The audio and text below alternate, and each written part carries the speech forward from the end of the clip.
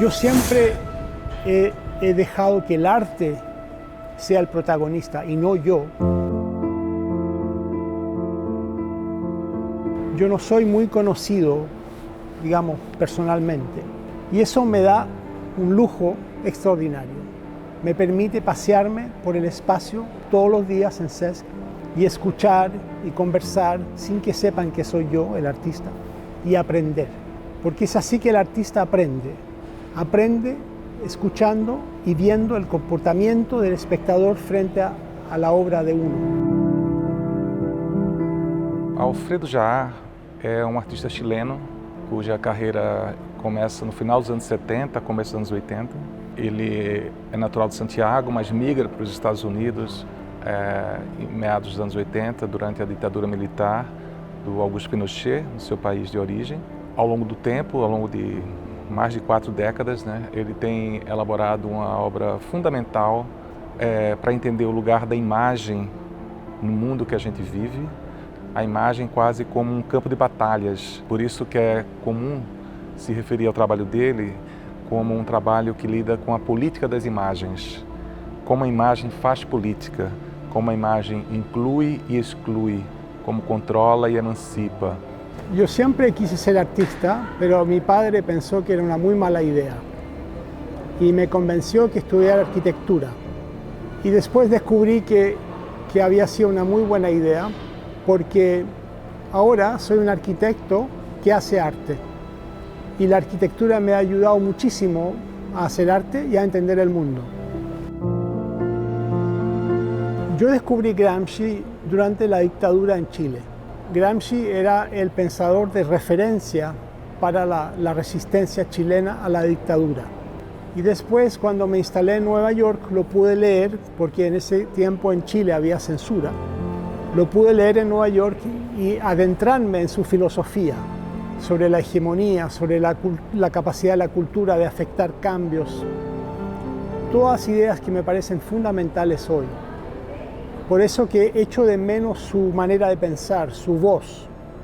Y en algunas de mis obras traigo a Gramsci de vuelta al presente. Tem trabalho do Jaar que ele transforma em imagem uma frase do Antônio Gramsci que resume muito essa ideia. É um trabalho chamado Claro Escuro. É um grande neon que nós vemos aqui na exposição, na cor verde, onde se lê: o velho mundo está morrendo, o novo demora a nascer. Nesse claro escuro surgem os monstros. É justamente essa ideia de que temos que estar sempre atentos à emergência desses monstros, desses aproveitadores políticos, dessas forças regressivas que nesse ambiente de incerteza, de crise, onde algo está morrendo, mas o novo não consegue se afirmar, eles se afirmam e afirmam suas políticas regressivas, suas políticas autoritárias, suas políticas que silenciam vozes que estavam começando a se fazer ouvir. Nunca he logrado crear una obra que sea el puro producto de mi imaginación. No lo sé hacer. Todas las obras que creo responden al contexto. Y lamentablemente el contexto es cada día más oscuro. Hay vientos de fascismo en todas partes del mundo y la única filosofía que yo he podido aplicar para poder resistir en este mundo es también de Gramsci. Gramsci oponía el pesimismo de su intelectualidad al optimismo de su voluntad. Entonces él se decía: yo soy un intelectual pesimista, pero soy optimista con mi voluntad. Y yo me identifico con eso. Es decir, yo veo el mundo alrededor mío y soy muy pesimista. Pero no caigo en ese pesimismo, sino que digo: igual voy a actuar en el mundo, con mi voluntad. Y entonces mi desafío siempre ha sido tratar de crear un equilibrio entre el pesimismo del intelecto y el optimismo de la voluntad.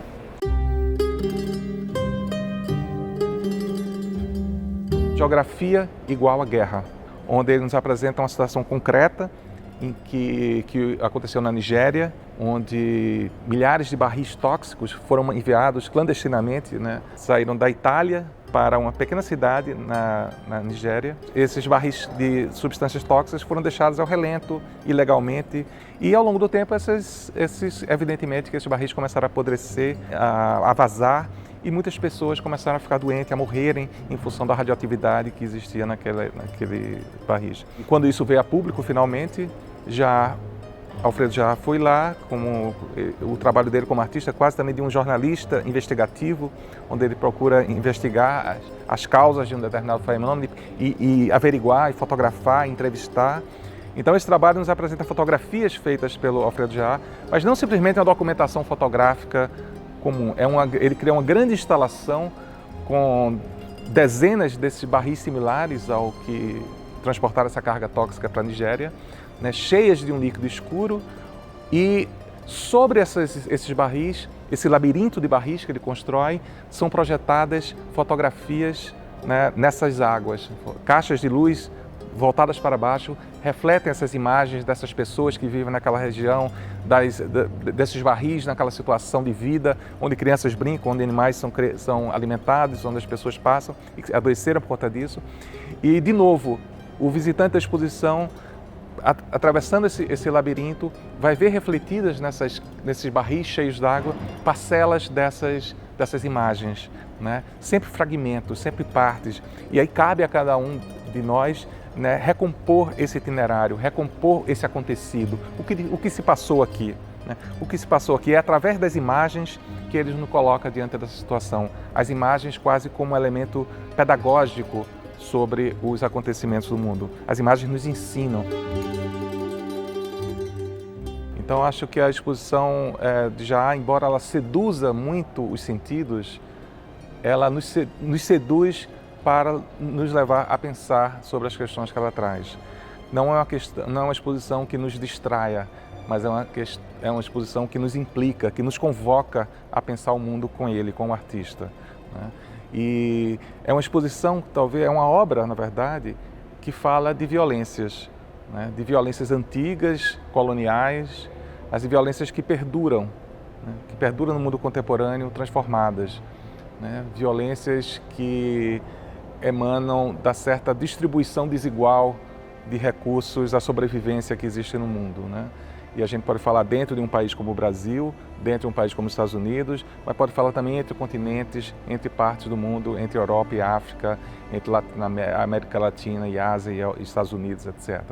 Então a exposição dele, né, ecoa essas violências de uma forma, em primeiro momento, sedutora aos sentidos, que nos atrai, que nos encanta, mas que ao mesmo tempo nos faz refletir sobre aquelas questões, né, que não nos deixa indiferentes. E essa ideia da indiferença é uma ideia fundamental do trabalho dele. O que ele faz, na verdade, é um ataque à indiferença. Caminhando sobre a água, ele nos apresenta uma situação que é comum a muitos refugiados no mundo, por diversos motivos, por questões econômicas, por fome, por violência política, de fuga de um país para outro, né? O que vemos nesses espelhos são partes do nosso corpo também refletidas com partes do corpo do outro, do corpo daquele que sai em busca de algo que não possui.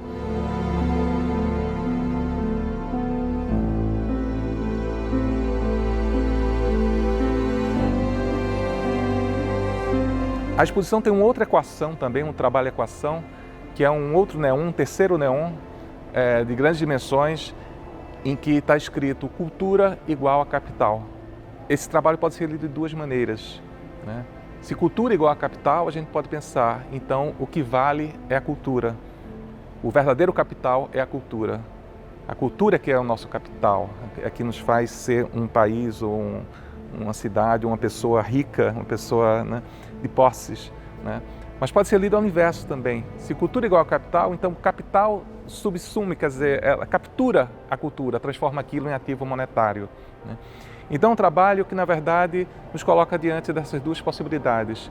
Cultura igual a capital, mas também pode significar uma captura do capital por parte da cultura ou o inverso, uma captura da cultura por parte do capital. Eu sempre he creído que lo más importante que posee un país es su cultura.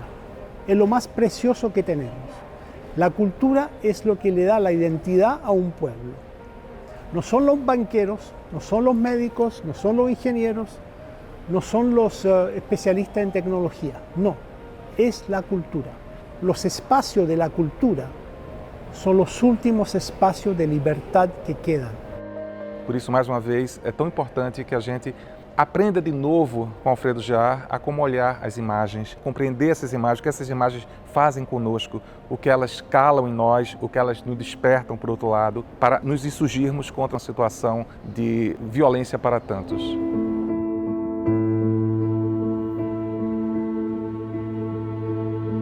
Nesse trabalho Som do Silêncio é uma fotografia feita por um fotógrafo sul-africano, fotojornalista. Ele fotografa uma criança faminta durante a Guerra Civil no Sudão, nos anos 90, e essa criança é fotografada com um abutre atrás dela. É fato sabido, depois narrado por ele, ele espera muito tempo para que esse abutre, esse urubu, se posicione da melhor maneira para ele fotografar a criança com abutre. E a criança está lá, faminta, querendo chegar no lugar onde tem alimentação. Então, ele nos narra isso através de textos, e essa é uma história muito conhecida, onde esse fotógrafo, Kevin Carter, ele ganha um prêmio Pulitzer, o maior prêmio da fotografia, por essa imagem que ele fez, né? E ao mesmo tempo é execrado por ter feito essa fotografia, porque eticamente ele poderia simplesmente ter abandonado tudo e ter ajudado aquela criança imediatamente. E logo depois dele ter ganho esse prêmio Pulitzer, 2, 3 meses depois, ele comete suicídio, né? Entre outras coisas, por não ter suportado, né, essa dor, essa situação. E o Alfredo já nos apresenta não só essa história, mas, de novo, nos apresenta essa história com um aparato expositivo em que apresenta e subtrai essa imagem ao mesmo tempo e nos faz sair dessa sala, dessa projeção, com essa imagem impregnada no nosso olhar, com essa situação. Nós levamos essa situação, essa ambiguidade toda do salvar, do registrar, de como a fotografia pode nos ajudar a combater essa situação, mas ao mesmo tempo como o ato do fotógrafo, de algum modo, reforça essa violência sobre aquela criança ao não salvá-la de imediato. Enfim, é um trabalho muito perturbador, né? Porque nos coloca diante dessa ambiguidade da imagem, essa imagem que pode simultaneamente ser motivo de dor e de emancipação.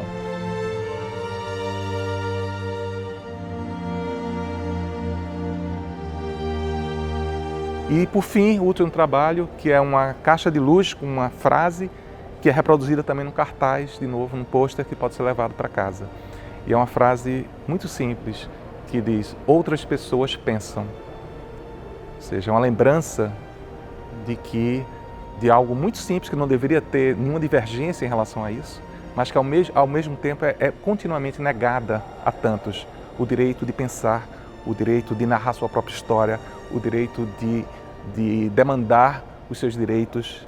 Então, talvez essa seja um resumo dessa exposição, essa frase: outros pensam.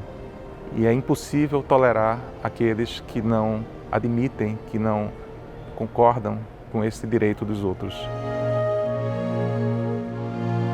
Estou muito contento e muito orgulhoso por esta muestra. Debido a circunstancias fuera de mi control, la mayoría de mi trabajo se ha desarrollado en Estados Unidos, en Europa y en Asia.